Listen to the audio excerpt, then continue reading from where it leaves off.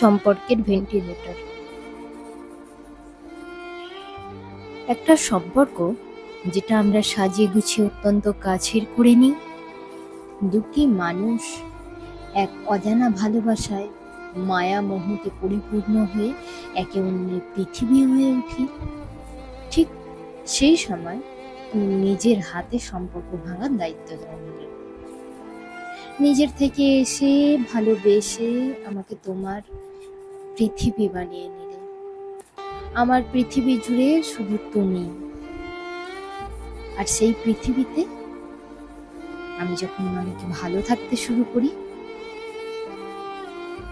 ঠিক তখন হঠাৎ করে আমাকে নিজের থেকে দূরে ঠেলে দিল।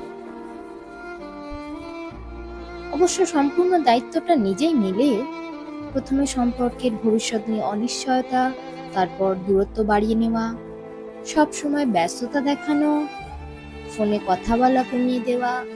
যে মানুষটা আমার মুখ কাটতে গিয়েও কেটে গেলে নিজে ব্যথা পেত, সেই মানুষটা একটা সময় আমার খবর নিতেও ভুলে গেল। আমি রাত জেগে কত কেঁদেছি তোমাকে পাবার আশায়, কত দিন গুনেছি, তোমার বলা সব মিথ্যেকে সত্যি বলে স্বপ্ন সাজিয়েছি। দিনের পর দিন তুমি আমাকে মিথ্যে মায়াজালে বাঁধতে সক্ষম হয়েছ। আমার কষ্ট, চোখের জল তোমাকে নাড়া দিতে পারেনি।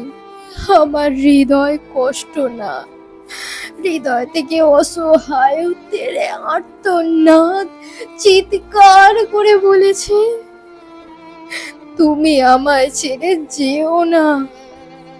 আমার চোখ দিয়ে জল নয়, শুধু রক্ত ঝরেছে। একটা মানুষের শরীরে সমস্ত হাড় যখন একসাথে ভেঙে যায়, সেই যে যন্ত্রণা, সেই যে আর্তনাদ, তা তুমি আমায় দিয়েছ। আমি কষ্ট সহ্য করতে করতে আজ ক্লান্ত হয়ে পড়েছি, বড্ড ক্লান্ত হয়ে পড়েছি। আজ আমাদের সম্পর্ক ভেন্টিলেটরে পৌঁছে গেছে। হয়তো আর 2 দিন পর মারা যাবে। আমাদের এই কাহিনীটা ঠিক এইভাবেই এখানেই সমাপ্ত হলো।